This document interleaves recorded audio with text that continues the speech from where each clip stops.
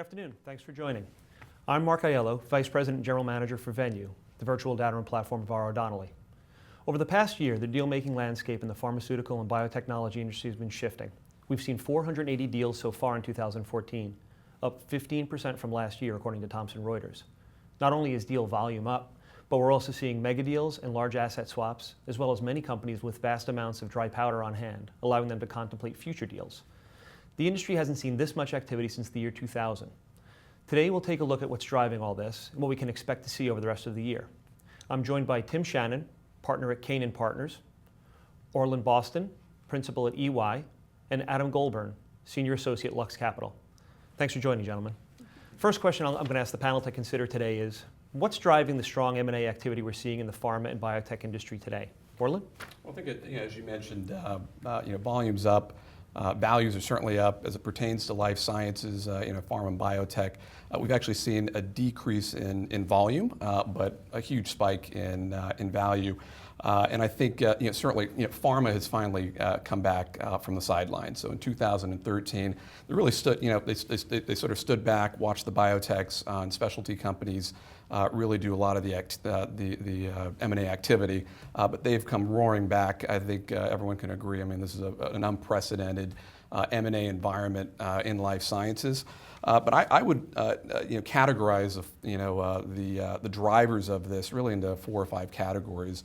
One being just some of the systemic factors that are creating an environment where this sort of deal activity is occurring. 2, just extreme focus on portfolio management and rationalization, and then a couple of traditional ones, industry consolidation, diversification, and then some unique ones. But really quickly on sort of the systemic ones.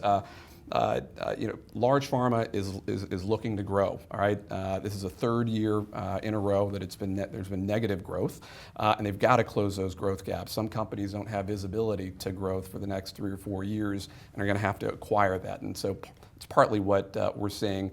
We're also seeing confidence coming back. Our EY Capital Confidence Barometer survey, where we survey about 1,500 senior execs across different industries, including life sciences, indicate that confidence is finally back. So in the boardroom, CEOs are feeling good about placing bets. And when you look at that with the backdrop of record low financing, low interest rates, which who knows how long those will last, I think that's creating an environment for this sort of activity to occur. Tim, what do you see? Well, I think, for the past 5 or 10 years, if you think back, we talked about nothing but the patent cliff and the impact that is going to have on industry. And in fact, I think 2014, we're still in it, but we don't talk about it anymore. So I think, again, psychologically what's happened is, large pharma has moved beyond this, and they fundamentally have reorganized their business models. And we've seen, a huge shift from, general practitioner product companies to specialty companies across the board. We've seen a huge shift from traditional small molecules to biologicals and, frankly, other more complicated therapies. So I think conceptually these businesses have realigned themselves, and now what they're trying to do is execute in those new business models. And to do this, they need to be aggressive in terms of bringing in technologies and bringing in products to feed these new businesses. So I think that's a big factor. Is psychologically, I think everyone's positive. They have their mindset. We're beyond the patent cliff, but now they have to fill in the holes of those businesses, which is creating a lot of this. I think the second factor I would say is there's a new emergence of new players in this that actually were the specialty pharma companies the last 5 to 10 years. So companies like Celgene, like Gilead, like Alexion, like Biogen IDEC. These companies have all had great success, really in the biotech role and the realm with specialty products.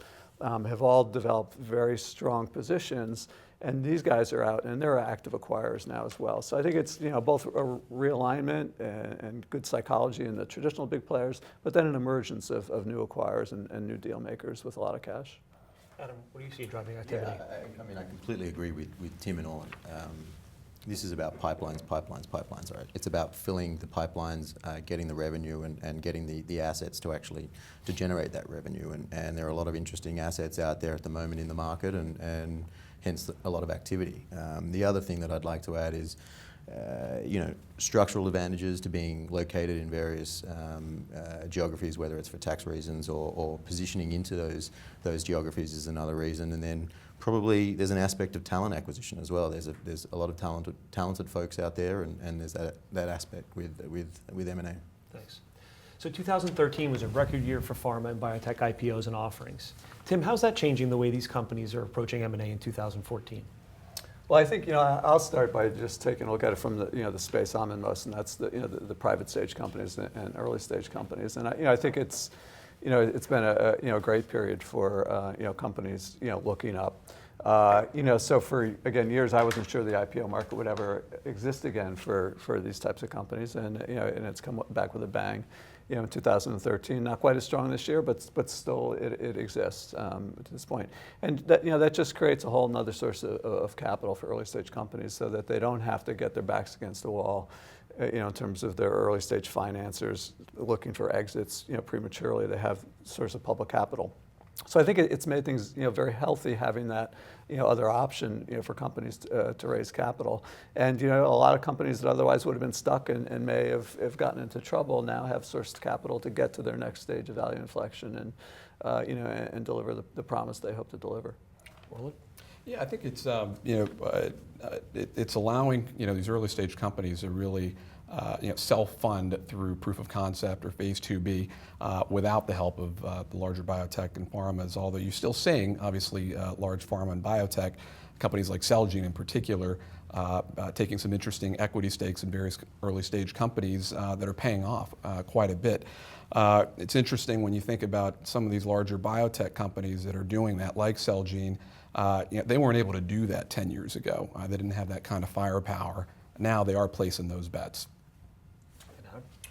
Yeah, like Tim, I'm in early stage venture and company creation in the life sciences field. So, pre-IPO window, those companies had one arm tied behind their back, right, in terms of capital raising and strategy and how to actually build those companies. With the IPO window now open, or having been open, there's that extra flexibility that you can have in terms of building and moving the company forward. I think from the public side, the big pharma side, I don't think much has changed. I think it's more of a, private or public, it's more of a wait and see, and then pick off the assets that fit their businesses best. Thanks. With successful offerings and cheap debt, biotech companies and specialty practices have more firepower, to steal your term, Orland, to do deals. How has the M&A landscape changed, as these companies now have enough dry powder to challenge big pharma? Yeah, I think the answer is partly in the question. In that firepower is a company's ability or capacity to to conduct M&A, right? And that firepower has shifted over the last few years from pharma to the large biotechs and specialties. So as I mentioned, pharma really sort of sat it out in terms of large deals in 2013 and sort of watched the biotechs and specialties companies really do that. But what drives what influences firepower is sort of if your debt is low and your market value is high, and cash and equivalents on your balance sheet are high, you've got a higher firepower. So across the board, you're seeing high firepower for all of those segments. Pharma really coming in 2014, but the implications from an M&A perspective is pharma now has to compete a lot more aggressively with players that didn't exist as competitors for some of these larger deals 5-10 years ago. And their firepower is also a bit diminished as it compares to some of these players. So the competition is pretty tough and will continue again as market values continue to rise. Tim, what do you see? Similar to what I would say is these what I would call emerging companies, especially companies who have sort of gained firepower in the last period of time. I think they're the ones who really are acting aggressively because they know they can move quicker, and they also know they have to move more quickly than the big guys. So again, we see a dynamic where those guys are ready to move much more quickly and sometimes earlier. Because again, they see that as their advantage, that they can move more quickly than pharma. So again, from I think the environment of small companies, again, it just creates a new dynamic with different sorts of of potential acquirers, and having more than one type of acquirer, is always a healthy thing. I think that the larger guys, right, their focus is going to be on what are called the big acquisitions that, the tens of billions or $100 billion acquisitions really to fundamentally change their businesses. Or frankly, I would say earlier stage technology acquisitions that are going to fundamentally, change the way they can innovate. And I think the specialty guys sort of play in the space in between a little bit more than pharma. Thanks. Yeah, I think that I want to just chime in on, I think it also ties in with one of the other drivers of all this M&A activity we're seeing in the sector, which again is focused on strategic portfolio management and rationalization. So, increasing firepower also involves divesting certain assets, taking that capital so you have more firepower. And the market really is rewarding companies that are really thinking like portfolio managers. I mean, if you cannot if you don't see a path to being number 1, 2, or 3 in a chosen segment, then you're seeing these companies make some decisions to sell those businesses, and the market is actually rewarding them for doing that. How are the Affordable Care Act and other healthcare reforms impacting M&A in the pharma and biotech industry? Tim? Mark, I think this is really a continuation of pressures over the last 10 to 20 years, and while we can focus on the Affordable Care Act, I think frankly a lot of these pressures have been there before the Affordable Care Act, and a lot of them coming from the private sector in the United States, the businesses that pick up the healthcare costs for their employees. So I think clearly there's continued momentum and understandable momentum to try to rein in the costs of medical care in the United States. I don't think any of us expect that to change. I think the question is, can we get it right? Can we control healthcare costs in areas where there's waste, while at the same time not cutting off the ability to innovate and bring new products to the market? And I think that remains to be seen. But it's clearly on everyone's radar. I think this is a number one issue at any large pharma company trying to get their products, particularly into the U.S. market. And frankly, it's the U.S. market catching up to other markets, whether it's European markets, Canadian markets, wherever, where these issues have always been present. Those have always been testing grounds for what the U.S. market's going through now. Orland? Yeah, I would also, I think the thing to keep in mind with ACA and healthcare reform is that pharma's key customers are being impacted significantly more directly, so the payers and providers. And so as those payers and providers are impacted this way, you're seeing a lot of consolidation, right? And with consolidation is buying power and influence, and so they're continuing to squeeze pharma's pricing and margins, and that's further fueling the need for growth and acquisitions. So I think that will continue. I mean, at the end of the day, payers, and the government being the biggest one, cares about drugs that meet unmet needs, that are clinically different. And will actually solve problems, right? So, and that's what they're going to reimburse. And so, those drugs that are clinically different are probably more specialized, are the ones that are going to become the more desirable targets for pharma from an M&A perspective. Adam, your thoughts? Yeah, I mean, pharma is an integral part of the healthcare industry, right? And with the ACA, there's more emphasis on that. And if you look at the ACA, it's really about decreasing costs and increasing quality. And when you talk about cost, it's about pricing of therapeutics and pricing of drugs. And that's where the real pressure is coming on. It's how do we provide better care at lower cost? And so whether it's through pharma's interactions with PBMs and payers, or even trying to get direct access to their customers, the patients, that's where things are needing to be innovated on. And I also think healthcare reform also will pave the way for biosimilars, right? So biosimilars have been quite prevalent outside of the U.S. and Europe and Asian markets and Latin America, but they're not so far away anymore. I mean, they're certainly on the horizon. You see companies such as Amgen and Actavis forming a joint venture around biosimilars, products that four products that they want to bring to the market. In 2017, Sandoz and Hospira, right behind them. So I think we're going to see that emergence start happening sooner. Yeah, I mean, just I think of a couple of examples that exemplify this for me. One that I think are unprecedented. One is maybe a year or two ago now, the debate around Avastin and Lucentis.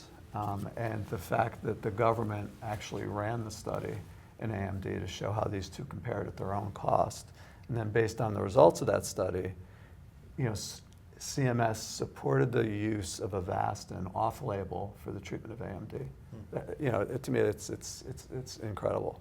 No company could ever do that, by the way, right? So a company couldn't support the use of their product off-label, but our government said, based on price and what they thought was comparable data, that it's okay to move patients to Avastin. So to me, unprecedented. I think the other thing we've been seeing, and again, I was actually with a pharma CEO last night, is just the power of PBMs in pricing negotiations. And I think back when I was in pharma, we were talking about 10% discounts. They're now 50% discounts, oftentimes with big upfronts, to sort of get the hook in. So tremendous power in PBMs to provide cost savings, for their customers, but also, to generate, profits for themselves. And, these are things that have just, to me, just exemplify the continuing pressures. And, I see no reason to believe they'll stop. And what you haven't seen in the space up until now is that pricing transparency, right? Especially with employers who are paying for a lot of their employees of insurance, right? So there's a lot of companies going after that pricing transparency, pricing stability, and that impacts on pharma's top line as well. Great, thanks. So far in 2014, we've seen a lot of mega deals in the news. Forest Actavis, Shire AbbVie. We've also seen some notable attempts at deals over $5 billion, like Pfizer's bid for AstraZeneca, Valiant's bid for Allergan. Any thoughts as to why we've seen so many mega deals, Orland? Sure. Well, I think it depends on sort of how you define mega deal. In this, in the last few months, $5 billion doesn't seem like a mega deal anymore when you start hearing numbers like 100 billion. But I think the 5 billion plus deals in life sciences is going to become the new norm. That has to do with rising market value, the multiples that some of these companies are going for. And the fact that the most desirable targets, are north of $5 billion, and a lot of them happen to be sort of in the specialty space. I think it's also a reflection, again, of increased firepower across all of life sciences. When you've got more ammo to work with, you're willing to place bigger bets. And then I also think it's there's a trend related to diversification. So you look at generics, willing to looking for growth as well, where they're entering into the specialty branded space. I think we may see more of that. It'll be interesting to see how Actavis and Forest Labs come together with sort of their new innovative business model. I mean, Orland said before, if you want to be 1, 2, maybe 3 in a specific sector, you certainly don't want to be 4, 5, and 6, right? And the way to be 1 and 2 is to own the whole space. And I think a lot of this activity is about doing that. Tim, your thoughts? Yeah, I mean, I think, again, I would go back to some of our early comments. Part of it also is it's a combination of psychology and need. So again, there's clearly a need. Again, people have realigned their businesses, but they still don't have all their answers. And again, in the market, you get rewarded for bringing an entire solution to a problem. But it's rare that your internal sourcing it's rare to internally source an entire solution. So I think that's one thing that drives it. But I think also, again, psychologically, it's deemed a healthy environment. So we're out of the doldrums of the second half of the last decade and into the excitement of the first half of this decade. And I think that psychology plays a role. And there's also, if somebody's doing one, I better be doing one. That's right. Right. There's that whole mentality as well. And I think we've seen all those factors playing into this. Yeah, I do think that picking up on that point, Tim, there have been certain segments within life sciences where there have been transformative deals that have catalyzed other deals. It's a bit of sort of the keeping up with the Joneses, but for the life sciences industry, animal health is one, right? So when Pfizer spun off its animal health business, create Zoetis, the #1 player in the space. I mean, that had the other 6 to 7 animal health business owners thinking about, okay, what's our path to value here? Then you saw some swaps and some sales there. But I also think an interesting theme throughout a lot of these larger deals is also the tax inversion opportunity, right? So clearly there is a benefit there. We don't think that that is the driver of these deals, but there has been a very big spike in those deals, and clearly redomiciling your headquarters to outside of the U.S. to a more favorable tax jurisdiction is an added benefit and something that we're seeing a lot of, and I think we're going to see more of that. Great, thanks. Another recent trend that we're seeing seems to be big pharma companies swapping assets, like Bayer and Merck, or the three-way Novartis GSK Lilly swap. Tim, what's going on that's encouraging companies to explore this strategy? Well, again, I think it's about focus and being more focused than ever, and away from the sort of conglomerate approach of a decade and 2 decades ago. So I think that's really what's driving it, and people are trying to say, okay, what do I do best? Where can I compete? Where can I be number 1 or 2? And where can I only be number 5 or 6? And I can't afford to be number 5 or 6. So I think, again, I think to me that's the major driver. And again, it's just rationalization and focus of businesses around where can people compete. Yeah, I think the term swaps is an interesting term. I mean, it might be a misnomer. I mean, these tend to be specific transactions. Obviously, they're occurring in a paired or sort of matched way. But I think what it points to, certainly amongst large pharma, is a convergence around thinking, again, where do we want to play and where do we want to place our bets. And I think these large pharma companies, it's interesting, a lot of those swaps are happening amongst the large pharma companies, and I think there's a recognition there that that there are opportunities to unlock value through some of this creative deal making. And so I think the appetite amongst the large pharma companies around creative deal making, especially amongst themselves, is fairly high. So I think you're going to continue to see some interesting deal structures like swaps. Okay. And another deal structure that pharma companies can consider is the collaboration agreement. Why have these come about, and how are they changing the way companies can approach M&A? Tim? Well, yeah, I think these are test drives. So these are ways for pharma to get involved in things where they may not have core competencies, and get involved in technologies where they may not have core competencies. But rather than acquiring them, biting them off, getting into a collaboration where they manage their financial risk, but also they learn from their collaborators around the technology. So again, I think it's both a way for them to learn how to innovate in a way that they otherwise might not be able to do, and in doing so also to just manage their economic risk in a structure that doesn't put them out too much.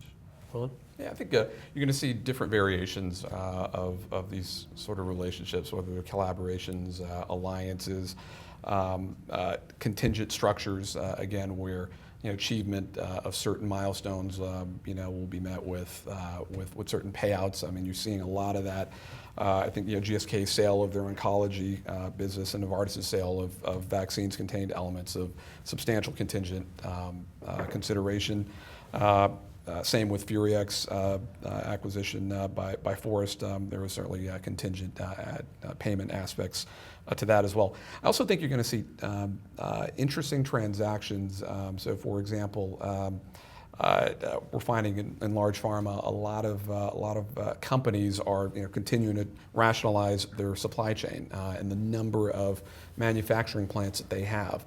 For fear of sort of having some of those plants sit idle or become obsolete, and so we're seeing a lot of those companies sell those actually to contract manufacturing organizations that actually service them and will continue to service them, and that gives these large pharma companies really that flexibility around capacity to flex up when a product's taken off and in order to meet demand, or flex down when it's not. And so that risk, it's another sort of risk mitigating tactic that we're seeing a lot of large pharma companies do. I mean, I think in terms of, Tim mentioned before about the changing business model, right? And pharma needs to work it out, and how they're working it out is with doing creative structures, right? Whether it's the swap or whether it's the collaboration, whether it's outright purchase, and this is kind of the poking and prodding to try and see what best fits their model, 10 and 20 years down the line. I mean, I just following. I mean, deal structure, you don't see an unstructured deal anymore, whether it's an acquisition or a collaboration. So, that's part and parcel in the market right now. You very rarely see a just clean, full acquisition, except that, amongst the largest companies. Just to follow up, the other of these asset swaps, I think the one that impressed me was the Glaxo one and the divestment of their oncology business at a time when oncology has been one of the big drivers in this whole evolution to specialty products.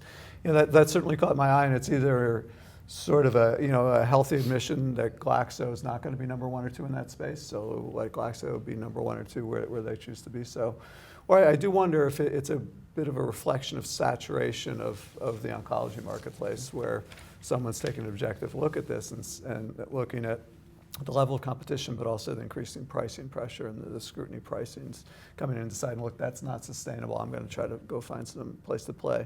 It's probably a combination of both, but to me, it was the first time I've seen a large guy walk away from a space everyone else is trying to get into because of the incentives and the specialty focus and the profitability of that sector. Yeah, I agree on that. I think it's a combination of both. And what's really interesting on the early side with GSK is they're really active on early stage biotech as well as new funds to try and find new areas. So oncology's hot now. It's really big now. What's the next play? And that's what they're looking at. Well, to follow on to that question, there's that activity in immuno-oncology, activity in Hep C. What other areas do you guys see a lot of activity coming up? And Adam, I'll ask you to comment first. Yeah, I mean, from the early stage again, I'm seeing things in rare diseases, gene therapy. Those that have stuck with it in gene therapy are starting to reap the rewards now, and there's certainly new technologies that are bubbling up and getting a lot of funding in that regard. In the GI tract, there's an emerging field of the microbiome that our firm is particularly interested in. So there's all these new technologies that are coming up. Our job is to not work out where pharma is interested now, but where they will be in 3 and 5 years' time. And so there's some of the technologies that are coming through. Well, in what areas do you see a lot of activity coming up? Yeah, so I mean, the interesting thing about all these areas is that they really do fall under sort of specialty, pharma, right? That's where a lot of this activity is. So I mean, I would foresee continued focus in immunotherapies, in virology, oncology, respiratory. I could even see some more activity in diabetes. From a generics perspective, we saw some activity on the injectable side. I would foresee that to continue. And then I also think that the topical space in the generic space is ripe for some activity. It's a highly fragmented market. There's about 4 major players, but the rest is fairly fragmented. And Tim, what about you? Yeah, so maybe just a couple of additional observations. I think again, I think with hepatitis C and immuno-oncology, what you're trying to see is people trying to be number 1 or 2 in delivering a solution to patients, and it's much like what happened to HIV. There were a handful of companies who became the dominant players, and they didn't just have one asset; they had the combination of assets that really brought the solution to patients. And so that happened in HIV, just going through it, or just at the tail end of it in hepatitis C. Great thing for those patients, by the way. Let's not forget that. I mean, just miraculous things for these patients. We're seeing it at immuno-oncology now. It's the tip of the iceberg. I don't think everyone even knows all the assets they need, but people are certainly trying to grab them, because from the early products we've seen that they can have very profound effects, but it's complicated, and figuring out which products have to be combined with which products to provide cures is not straightforward. So people are trying to really have a basket of those within a company that they can do that with. I mean, one area, again, we think about that'll follow the viral theme is hepatitis B, where, again, this is currently a disease of hundreds of millions of people who have to stay on drug for life and still have risks of liver failure, cirrhosis, and these sorts of things. And it needs combination therapy to cure it. And there are new mechanisms companies are working on to combine with current mechanisms that we think are going to provide cures and discrete treatment regimens of 6 months instead of 60 years. So again, that fits very much into the HIV, hepatitis C paradigm of combinations. And again, what we're seeing in the antiviral companies is they want access to all the potential agents that are going to become that combination therapy that creates that solution for the patient.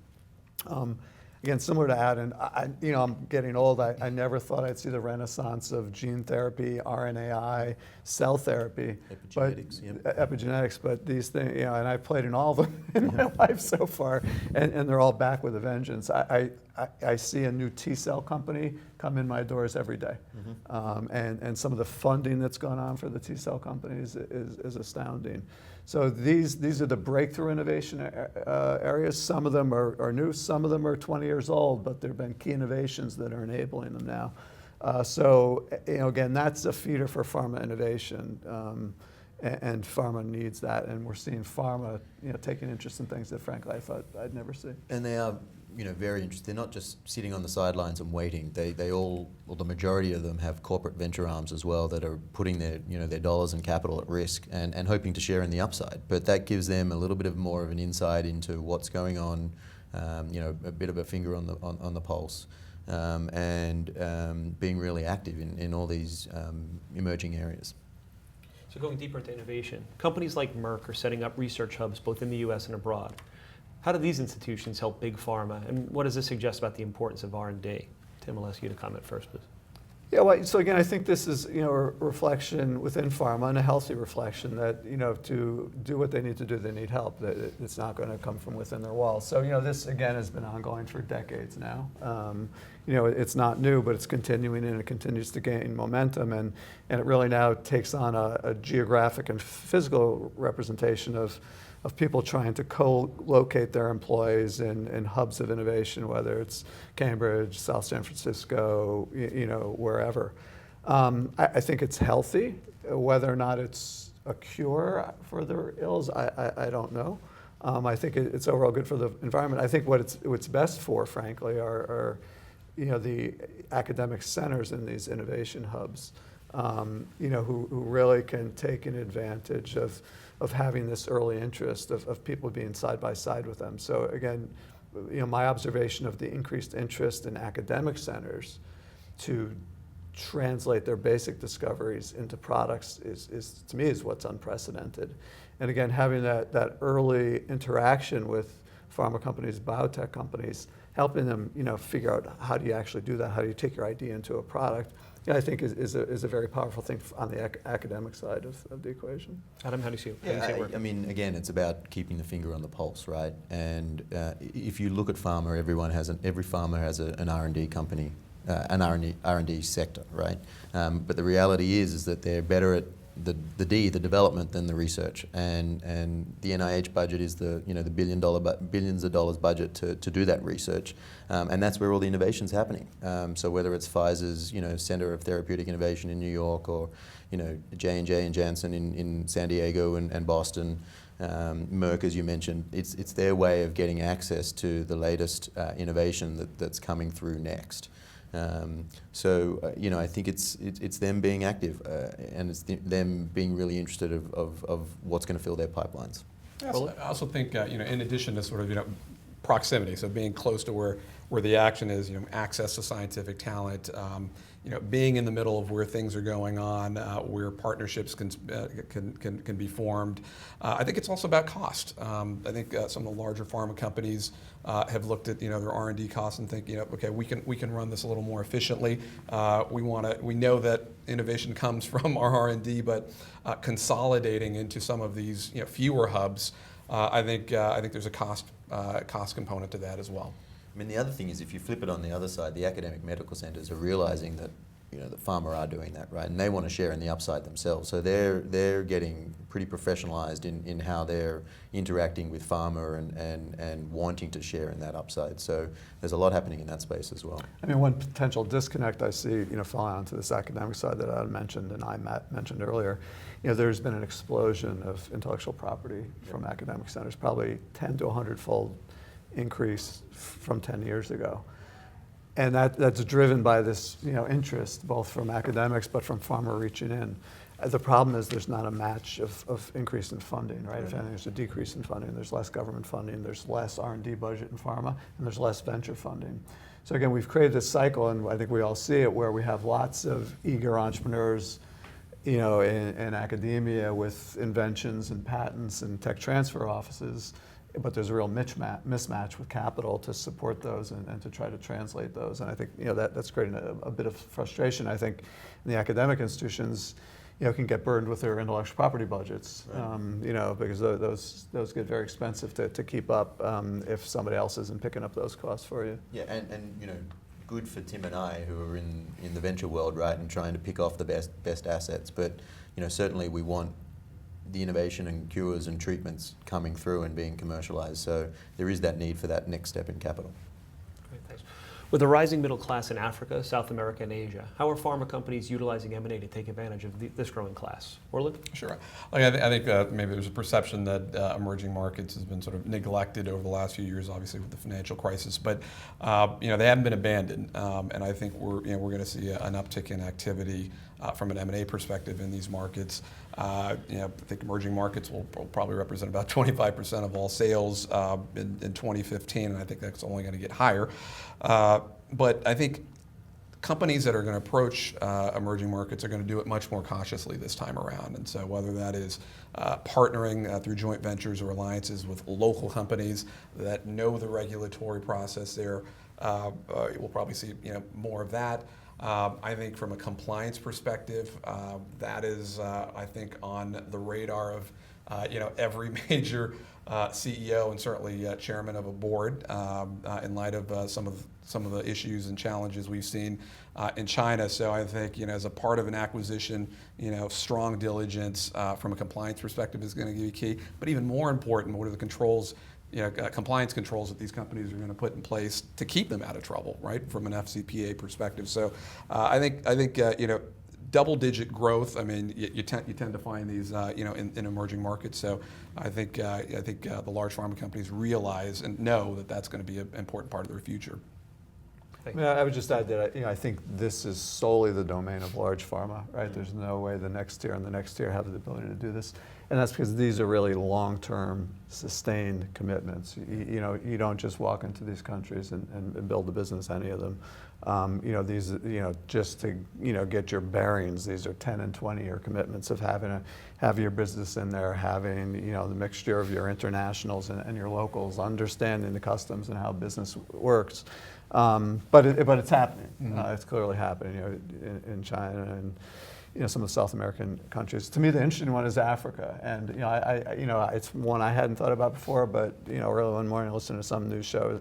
They're talking about population growth in Africa and changing economics and evolving of a middle class there over the next years. And something I really hadn't thought about. But I'll be interested to see if that's reflected in behaviors of companies. But it's complicated, right? So we talk about trying to focus and do what you do well. Running a business in a new market is riskier than investing in new technology any day. And it's about when, right? That 10 to 20 year commitment is a long commitment. And CEO of pharma that puts his foot down or his or her foot down and says, I'm going to make this commitment. That's a large bet and a pretty risky bet. So I totally agree with Tim. Thanks. What types of companies are approaching VC firms right now seeking funding? Is there one area that's attracting more interest from VC investors than others? Adam?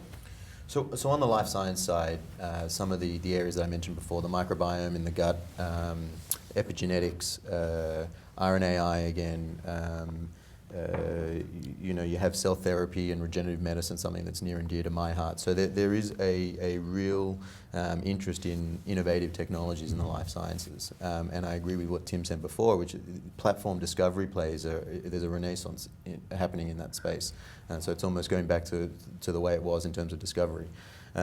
Outside of that, there's an absolute explosion going on in healthcare IT and digital health. The amount of money and capital being poured into that space is quite astounding, and the pace at which it's doing so. So, I think a report came out the other day that said the funding into digital health and healthcare IT companies for 2014 has already equaled that of 2013 in its entirety. So that's certainly attracting a lot of interest for early stage investors. Tim, what do you see? Yeah, just follow on. So again, I'm just overwhelmed by entrepreneurs and their enthusiasm in small companies. So it's a great thing. So we see all sorts of things, but I would say if your question is not what's coming in, but what are we interested in, what gets funded, I think it reflects what Adam said. I'll start with what's not getting funded, like a general category of product, a GP product, very difficult, right? Because there are no GP companies left, or very few. And they're all generic markets, and the regulatory pathways are bare. So we see those, but we don't go too close to them. What we are interested in, we think of two themes. I'll stick with biopharma and then maybe comment on healthcare high tech. Platforms, much like Adam mentioned. So we really see a resurgence in this interest in platforms, and this is the need to innovate. This is the need to be the best and have the best, most innovative products to be able to support pricing. So, definitely see that as an area coming in and an area getting funded. And the more they get funded, the more they'll come in. Mm-hmm. So it feeds on itself. And then the other thing we look at are more the asset-centric plays. And again, there we again tend to look at what, in more near term, our customers are looking for. So here, we can, I think, predict a little bit better because these products are, 5 years away from approval, that they'll fit into someone's portfolio or not. And again, these tend to be things like oncology agents, immuno-oncology agents, inflammation, rare diseases, being the types of things that, I think are getting supported. Healthcare, tech, I think, again, an explosion of opportunities. Still not sure what it all means to me. We're a tech and a healthcare firm, so this part looks a little bit more like the tech side of the world, where the sort of barriers to start a business are very low, so you see a lot of them. Mm-hmm. Yes, very interesting things going on from the level of the consumer to the level of the enterprise, and great need, for all of them. Where the business models are going to play out, I think it'll be interesting. So, I think it's still early in the whole evolution of healthcare tech, but certainly a hot area, and one will be interested to see how it plays out. Yeah, I totally agree with that. I think it's a very different risk appetite or risk factor whether you're thinking about healthcare IT versus building an early stage biotech company. There's that binary type outcome here with regulatory approval and working through pharma and business development and those angles. With this side, with the health IT side, it's about revenue generating, which pharma doesn't, biotech doesn't really have until commercialization. So it's about a different risk appetite from the early stage investor side in terms of where they're going to play and put their money. I mean, it just, finish up, we've seen a couple interesting types of opportunities that sort of, connect biotech, biopharmaceuticals with healthcare tech. So one is, again, sort of using technology to help deliver a therapy. Mm-hmm. There are lots of these, patient reminders and those sorts of things, but we've seen programmable things where there are diurnal variations around a need to deliver a drug that are somewhat individualized to a patient, but allowing a patient to wear a device that delivers that drug according to the patient's individual diurnal needs. Mm-hmm. And very interesting stuff, and very reduced technology to do very complicated things. I think the other thing, again, we've seen, getting back to challenges to the biopharmaceutical businesses, are really understanding what are the drivers of behavior in terms of consumers and their prescriptions and utilization of their products, and getting back to things like PBM, discounting, and patient couponing. So there hasn't been a whole lot of granular data by which an executive can look and try to see the effectiveness of, for instance, offering a larger discount versus a larger coupon in terms of how that drives sales. But now there are data aggregators available who are, have systems in place that can collect that data, so a pharmaceutical executive can actually look at a patient level, at a geographic level, at a state level, and at an economic level, and try to understand, okay, where can I make a difference in what I'm offering to the consumer? Where is a discount the best way to go versus where is couponing the best way to go? Where is couponing not effective, and where am I wasting my money? So we're seeing, again, uses of technology and classic technology by companies, again, to better understand how they apply their incentives to try to resonate with consumer behaviors and consumer interests. Yeah, and I think on that point, I mean, the larger pharma companies, I mean, when you think about value leakage, right, adherence, comes to mind, right? Is a patient, first of all, picking up their prescription and then actually taking it, and then are they, refilling it? So adherence is something that I think digital health and technology is going to play a very big role in. So whether it's ingestible, chips on pills that communicate with, a PDA, your iPhone, which communicates to your caregiver, to your doctor, that monitors when you are taking, taking that medicine, and how does that, line up with sort of your, how your body functions. I think you're going to see a lot of play there. I mean, there's a company Proteus that in fact does that. Interesting technology, so I think we're going to see more companies like that. I also think the gamification trend is something that's going to make doing this a lot more interesting. At the end of the day, you got to engage the patient as much as you can, and I think gamification is something technologies I think is something we'll see more of. I mean, and the answer to all of this is data, right? It's not drug development. It's about getting your hands on the data and being able to use it in the right way. Right up until now, pharma hasn't had access to that data, or they haven't really utilized it, but they certainly haven't had the data around their end customer, and that's what they're after at the moment. Great, thanks. Given the boom in the healthcare industry, what are investors like you looking to do in regards to managing exits? Are you looking to sell or raise more money because investors are eager to enter healthcare? Tim? Well, yeah, I think the good news is we currently have more options than we had 5 years ago. So the first thing I would say, and we talk about this all the time with our companies, you can't build yourself to be acquired. It just doesn't have to. It doesn't happen that way. You really have to build yourself to deliver value and to try to be sustainable. And when I talk about sustainable, I'm not talking about 100 years, but you have to believe you can build a business out over 10 years, and that's what you have to be working to do. That the ability to actually not just talk about that but do it, is dependent on the access to capital and having the public markets open to early stage companies has really changed that dynamic. So what I just described is possible now. So companies don't have to get stuck after Series A, Series B, or Series C. They have a way to work through that by accessing the public markets, and that makes a huge difference in terms of how companies think about plotting their course and their future. Now again, what we don't know is how long that will be there. I think it's been there longer than we all thought it would be, but it's made a great difference. And again, I think a lot of companies have really taken advantage of it over the last 2 years and have developed balance sheets that they probably couldn't have conceived they would have had 4 or 5 years ago. And that gives them a chance really to fulfill their mission and really create value. Adam, your thoughts? Yeah, so from an early stage company aspect,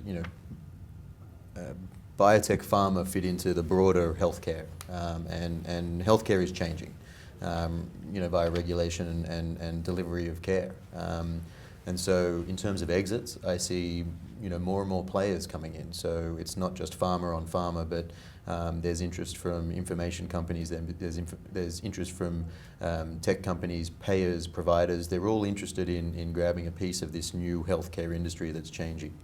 So I see that as a very positive thing for companies that are coming up through the ranks. And a lot of intermingling, right? Generic companies becoming branded companies becoming biosimilar companies. Right. And again, then I think other service providers getting more interface with other linears and building out again to try to provide solutions. Again, creating a universe of buyers we wouldn't have thought about 5 and 10 years ago. I mean, sit here 3 years ago and tell me that Google's going to start a biotech company in the longevity space. I would have walked out, right? But they're very, they have said that healthcare is a difficult ask, but they're putting serious time and capital and bringing in some really talented folks to lead that path. So it's interesting what's happening. Great. We've spoken a lot about the drivers for the pharma and biotech industries, but what factors pose the biggest threats? Orland? Well, I think some of these factors are going to be constant, aren't going to go away. So, pricing and reimbursement pressures will only get worse. Regulatory pressures, especially outside of the U.S. learning about the unknown unknowns of the rollout of healthcare reform over the coming years will be something that the industry will need to manage and pay a lot of attention to. I don't think generics aren't going anywhere, especially with these increased pressure on pricing. You're going to see biosimilars come into the market. What impact they're going to have, remains to be seen. But I think the broader brand of large pharma and the role and the value proposition that it will play in healthcare, and its customers and the other stakeholders understanding that value proposition is something that large pharma is continuing to try and convey and coalesce around. Adam? I mean, I try and think of where the healthcare industry will be in 10 years' time, and there's a large contingent of folks that I speak to that actually think that the payers are in trouble, right? And if the payers go away, then what does that mean for pharma, right? And this concept of consumerization of healthcare, pharma has never really had that access to their end customer, to their patients. Imagine a world where that happens, right? And that's a total different business model for pharma, where they need to now act like a product, consumer product company that's delivering drugs in the right way, in a satisfactory way to not only patients but consumers. So that changing business model of what happens in the next 10 to 15 years is something I'm keeping an eye on. Tim, what threats are concerning Yeah, I you? mean, some of this I guess gets a little personal. I mean, I certainly understand the pressures and where they're coming from. What I worry more about are the solutions and what I would call blunt solutions that, frankly, to me, create more of an environment of rationing rather than rational use of resources. It's somewhat a less rational approach. We take a step back and I look at how the world's evolved over the last 100 years. We've doubled life expectancy since 1900. So it didn't change from BC to early 1900, and it's doubled in 100 years. And there are a lot of reasons for that, but clearly one of them are drugs. And you can see that in where we impacted mortality. So first it was with infectious disease, right? With vaccines and antibiotics and now antivirals. Infectious disease used to kill everyone in the 30s and 40s, and that's why we live longer now. The next big focus of biopharma was cardiovascular disease, which cardiovascular morbidity and mortality now decreasing for lots of reasons, but clearly because of drugs and the effects those have on some of the underlying factors of cardiovascular disease. And now we're seeing it with cancer, with some cancers being cured, other cancers people living with for 10 years that I can tell you 5 years ago I never thought would have been possible. So tremendous progress and increasing quality of life and longevity. And I think we just need to be careful about how we taper that and tinker with it. I think, to me, what I've learned is incentives and disincentives drive our behaviors, and I'm not sure everyone's always aware that that's really true. I mean, the move into oncology was because you could price drugs in a way where you could make profit and return profit to your shareholders. Once we start taking that away, that money will move, and have no doubt about it. Cardiovascular disease, the reason people went in there because it was a huge market where you could price products to make money.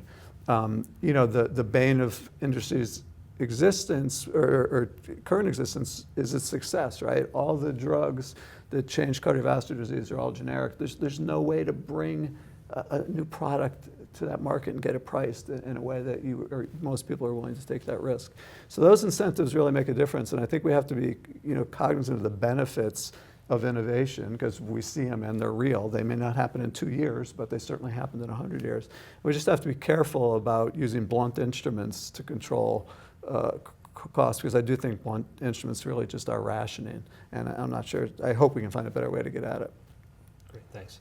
Orlin, can you share your perspective on large pharma's capacity for conducting M&A relative to biotechs, specialty pharma, and generics, and how this could play a role in the remainder of 2014? Yeah, I think, as I mentioned, the concept of firepower, it's shifting. It is shifting. Specialty care companies have a lot more firepower. I'd say the firepower for biotechs and generics are slightly down, and while overall I think pharma's firepower has dipped relative to these other segments, it's not going anywhere. And again, with rising market values, record low financing environments, low interest rates, that's gonna continue. Great, thanks. I think a question might be coming in from the audience. Looks like, I believe one is. Yes, we do have a few moments for audience questions. So a request out there is, can you guys talk more about the importance of healthcare IT and how pharma and biotech companies are using information technology to help drive revenues? I'll throw it to whoever cares to comment first. Yeah, I mean, well, so healthcare IT specifically with pharma, so less driving revenues, but decreasing costs and improving outcomes is major focus has gone into improving efficiencies and optimization of clinical trials, finding the right patient for the clinical trial that can then, you know, move the drug out into the market. We've spoken a lot about pharma's ability to track those patients once the drug is in the market. That is a pure healthcare IT data, big data approach that pharma is investing in. Another one of the pharma companies, Merck, actually has $200 to $300 million each year spent on health IT and big data, digital health solutions and companies out there. So very much away from their core business of you know, drug development. They invest in those companies, they share in the revenue of those companies, they look to acquire those companies when they want, and it actually changes their business model as well. I also think I mean, clearly the consumer is being empowered by digital health, by mobile health, in a way that they've never been empowered before. I mean, that power is shifting from doctors and physicians to patients as well. And so you got a much more educated consumer who has a lot more control around achieving some of these outcomes. And so, you know, I think that's an important trend to keep in mind as well. Yeah, so I think, you know, again, pharmaceutical companies are looking to engage with patients in ways that they never have before, and you know, these can, you know, take the form of, you know, from traditional internet sites and you know, blogs and things like that to, you know, interacting with patients they know are taking their drugs and, you know, providing them guidance, feedback about adverse events or you know, how to take this with food and those sorts of things in a real-time fashion. But again, that link, right, between the patient and their device to give them advice gives them information about those patients and their behaviors and what the patients are interested in and what they're not interested in. So you know, I think, you know, there's a lot of an attempt to do that, and I think again that this whole change from these mass market products to these specialty products feed into that. So in their purest form, you know, for rare genetic diseases, these companies know by name every one of those patients getting their products. So, you know, again, you know, my experience before it was in vogue was with Prolastin for alpha-1 antitrypsin deficiency, a Bayer product, where literally it was direct to product supply. And that gives you insights. And all these rare diseases can fit in that model and really give an intimacy between the company and the patient, really to understand their needs. And I think that's what people are going to try to, you know, work on as their model, really to understand, you know, what drives, you know, patient taking the medication, what are their problems with it, what are their compliance issues with it. So I think there's really going to try to be an intimacy. It raises all sorts of questions about privacy and, you know, should a pharma company be doing that? And there are a whole host of regulatory issues around that. But I think that's the world we're in. And I think, you know, despite privacy concerns, these things will happen because I think patients want them. Yeah, I mean, think about the psychology of that goes into purchasing any other product that's out there away from drugs, right? And it just doesn't happen in the pharma industry, right? So there's an enormous amount of branding and marketing and directed branding and marketing that's customized to the patient. That needs to start happening now. And I also think, I mean, there's a generational component to this too, right?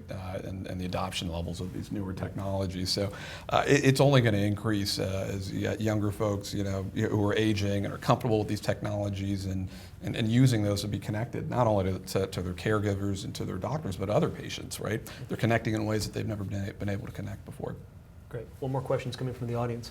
With significant cutbacks in R&D over the past 20 years, how does VC and early stage investments help mold the industry, and how has that changed over the years? Adam, I wonder if you care to comment. Well, we spoke a little bit about some of the key areas that I think are bubbling up, you know, whether it's epigenetics, rare diseases, the platform plays that Tim spoke about. What is interesting is the venture model is changing itself, and the venture model, I think, is that early platform or that early engine to big pharma. So whether it's larger amounts of early stage funding from one or two firms that actually gets companies to a value inflection point, whether it's a change in corporate structure. There's been moves from a C Corp to an LLC, which means that you can essentially have one vertical or one program in a subsidiary, and then spin that off and then continue with the rest of the umbrella company. There's a lot going on in terms of repurposing shelved assets that are on, a farmer's within a farmer's keep, where a significant amount of money has gone into those assets, just sitting there because it's not part of their core focus or something went wrong on execution. Those in my field are getting very interested in those assets and think that it's with technology and with their know-how and ability to move quickly, can generate significant value in a short period of time. Tim, your thoughts? Yeah, I mean, I think it's a great opportunity for what is the most entrepreneurial country, in the United States. So again, I think, it just fits well into the notion that, real innovative R&D is best done by entrepreneurial people in small companies. And that has been the case, it'll continue to be the case, but I think it's a real recognition of it. There's a recognition by pharma. But I also think there's a whole new world of entrepreneurs who, aren't growing up like we did, thinking you need to go work for a company for 30 years. None of us did that. But those days are gone, and people, young folks with scientific interests are really hungry to go out and to try to do their own thing and really invent and bring their own product to the market. So I think it's incredibly healthy and great opportunity both for pharma, but also for the early stage entrepreneurs and the VCs who help them build companies. Great, thanks. Well, I think we're right at the top of the hour. We're actually in a little extra time in World Cup mode. I want to thank the panel for joining us today. I've been speaking with Adam Goldburn of Lux Capital, Orland Boston of EY, and Tim Shannon of Canaan Partners. Thanks very much for watching.